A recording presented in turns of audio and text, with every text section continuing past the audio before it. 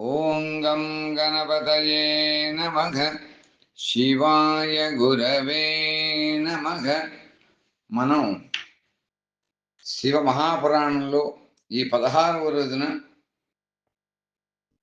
పరమేశ్వరుడు ప్రతిపాదించినటువంటి 5 కృత్యముల గురించి, ప్రణవము అనగా ఓంకారము, అలాగే పంచాక్షరి మంత్రముల యొక్క మహాత్మ్యం, బ్రహ్మ విష్ణువుల ద్వారా భగవంతుడికి శివస్థుతి, వారి యొక్క అంతర్ధానం గురించి తెలుసుకుంటున్నాం. ఈరోజు మనం ఆ సంవాదం గురించి, ఆ పరమేశ్వరుడికి అనుగ్రహించే తెలుసుకుంటున్నాం. శివ మహాపురాణంలో చెప్పినటువంటి విధంగా బ్రహ్మ విష్ణు మహానుభావులు అడిగారు, ప్రభు, సృష్టి మొదలుగా కలిగినటువంటి 5 కార్యముల యొక్క లక్షణాలు ఏమిటి, వాటి గురించి మా ఇరువురికి కూడా తెలపండి అని ప్రార్థన చేశారు. అప్పుడు భగవంతుడైన మహేశ్వరుడు ఈ విధంగా పలుకుతున్నాడు, నా కర్తవ్యాల్ని అర్థం చేసుకోవడం కోసం మిగుల కష్టతరమైనప్పటికీ నేను కృపాదృష్టి చేత మీకు ఈ విషయాన్ని తెలుపుతున్నాను. ఓ బ్రహ్మ అచ్యుతులారా, సృష్టి పాలనము, సంహారము, తిరోభావము, అనుగ్రహము అని ఈ 5ంటికి జగత్తుకు సంబంధించినటువంటి కార్యాలు. ఇవి నిత్య సిద్ధములైనటువంటి విశ్వరచన ఆరంభమును సర్గాలేక సృష్టి అంటారు. నాచే పరిపాలించబడేటువంటి సృష్టి సుస్థిర రూపంలో ఉండడమే స్థితి, అది నశించడమే సంహారం. ప్రాణుల యొక్క పురోగమనం అంటే ఉత్క్రమణం తిరోభావం అంటారు. అన్నింటికంటే కూడా విముక్తి కలగడమే నా యొక్క అనుగ్రహం. ఈ విధంగా నా పంచకృత్యములు ఉంటాయి అని చెప్పి మహేశ్వరుడు చెప్పారు. సృష్టి మొదలగు 4వ కృత్యమును కూడా సంసారాన్ని విస్తరింపజేస్తుంది. 5వ కృత్యం ఉందే అనుగ్రహం, అదే మోక్షానికి హేతువు. అది ఎల్లప్పుడూ కూడా నాలోనే అచల భావంతో స్థిరంగా ఉంటుంది. నా భక్తజనులు ఈ 5 కృత్యాల వల్ల కూడా పంచభూతములతో చూస్తూ ఉంటారు. పృథివీ, భూమి, ఆపహ నీరు, అగ్ని, వాయువు, ఆకాశం. ఆ పంచభూతముల్లో ఆ 5 కృత్యాలను చూస్తూ ఉంటారు అని మహేశ్వరుడు మనకు చెబుతున్నాడు. ఈ భూమి యందు భూతలమునందు సృష్టి, జలమునందు స్థితి, అగ్ని యందు సంహారం, వాయువులో తిరోభావం, ఆకాశంలో అనుగ్రహం స్థితమై ఉంటుంది ఎప్పుడూ కూడా. అవి దేంట్లో ఉంటాయో చెబుతున్నారు స్వామి. స్వామివారి కృత్యాలు పంచభూతంలో ఏ విధంగా స్థితమై ఉంటాయి వాటి గురించి చెప్పారు. ఎంత స్పష్టంగా చెప్పారో చూడండి. భూమి మీద సృష్టి ఉంటుంది, జలమునందు స్థితికి ఉంటుంది, అగ్నిలో సంహారం ఉంటుంది, వాయువు యొక్క భావంలో తిరోభావం ఉంటుంది, ఆకాశంలో అనుగ్రహం స్థితంగా ఉంటుంది అని చెబుతున్నారు. పృథువు నుండియే సృష్టి అంతా కూడా జరుగుతూ ఉంటుంది. జలముతో సమస్తము కూడా వృద్ధి చెందుతుంది. జీవన రక్షయు కూడా జరుగుతూ ఉంటుంది. అగ్ని అన్నింటినీ కూడా కాల్చివేస్తూ ఉంటుంది. వాయువు అన్నింటినీ కూడా ఒక స్థలము నుండి ఇంకొక స్థలానికి తీసుకుని పోతూ ఉంటుంది. ఆకాశం వల్ల అందరూ కూడా మహేశ్వరి యొక్క కృప చేత అనుగ్రహింపబడుతూ ఉంటారు. విద్వాంసులైనటువంటి వారు ఈ విషయాలను ఇట్లే గ్రహించుకుంటూ ఉండాలి. ఈ 5 కార్యముల యొక్క భారాన్ని వహించడం కోసం ఈయన పంచముఖములు కూడా పుట్టాయని చెబుతున్నారు స్వామి మహేశ్వరుడు. పంచభూతేశ్వరుడు, పంచముఖేశ్వరుడు అంటాం. పంచభూతేశ్వరుడు ఆయనే, పంచముఖేశ్వరుడు ఆయనే అని చెప్పారు. అందుకని ఇంతకుముందు కూడా మనం చెప్పాం. సద్యోజాత వామదేవ అఘోర తత్పురుష ఈశాన ముఖములు మహేశ్వరుడు ఉంటాయి. 5 ముఖముల చేత ఆయన చాలా ప్రకాశిస్తూ ఉంటారు. పంచభూతములకు ఆధిపత్యమును వహించిన వాడు పంచభూతేశ్వరుడు. పంచముఖములతో ఉంటారని చెబుతున్నారు స్వామి. 4 దిశల్లో కూడా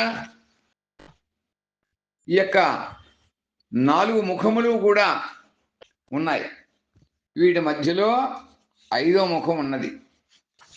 ఓ పుత్రులారా, మీరిరువురు కూడా బ్రహ్మ విష్ణువుల గురించి చెబుతున్నారు మహేశ్వరుడు.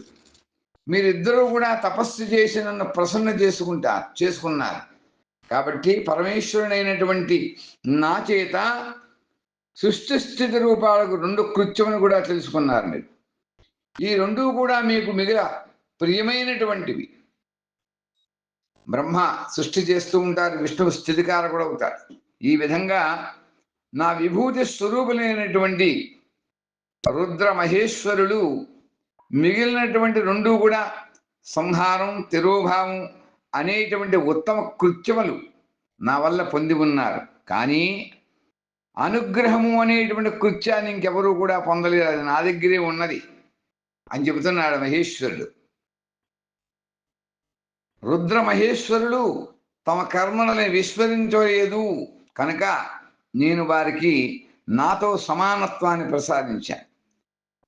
రూపంలో, వేషంలో, కృత్య, ఆవాహన, ఆసన, ఆయుధాలు ఎందు కూడా వారు నాతో సమానులే. నేను పూర్వము నా స్వభావ రూపమైనటువంటి మంత్రాన్ని ఉపదేశించాను. అదే ఓంకార రూపమున ప్రసిద్ధి చెందింది. ఓంకారాన్ని ప్రణవం ఉంటాం. ఆ ప్రణవం కూడా రూపం స్వామివారు చెబుతున్నారు. ఆయనే ఉపదేశం చేశారు అని చెప్తున్నారు. అది మంగళప్రదమైనటువంటి మంత్రం. అన్నింటికంటే కూడా ముందు నా నోటు నుండి ఓంకారం ఓం అని ప్రకటితమైంది అని చెబుతున్నాడు మహేశ్వరుడు. అది నా స్వరూపాన్ని బోధిస్తుంది. ఓంకార వాచకము, ఓంకారం అనేటువంటి ఒక వాచకం, మహేశ్వరుడు ఒక వాచ్యం. ఈ మంత్రమే ఆయన యొక్క స్వరూపం. ప్రతిదినము కూడా అందరూ కూడా ఓంకారాన్ని నిరంతరం కూడా స్మరించడం వల్ల అది మహేశ్వరు యొక్క స్మరణయే ఎల్లవేళలా జరిగినట్లుగా అవుతుంది. అందుచేత మనందరం కూడా ఓంకారాన్ని ఎప్పుడు కూడా స్మరణ చేస్తూ ఉండాలి. ఎల్లవేళలా కూడా మనం చేస్తుండాలి, కీర్తిస్తూ ఉండాలి, ధ్యానిస్తూ ఉండాలి. ఓంకారం గురించి తపన పడుతూ ఉండాలి. ఉత్తరమున ఉండేటువంటి నా ముఖం నుండి ఆకారము, పశ్చిమముఖం నుండి ఉకారము, ఉత్తరములో ఉండేటువంటి శివుడి యొక్క ఆ శివలింగ స్వరూపంలో ఉండేటువంటి అకారం వచ్చి పశ్చిమ ముఖం నుండి ఉకారము, అకార, ఉకార, మకారం అంటామే.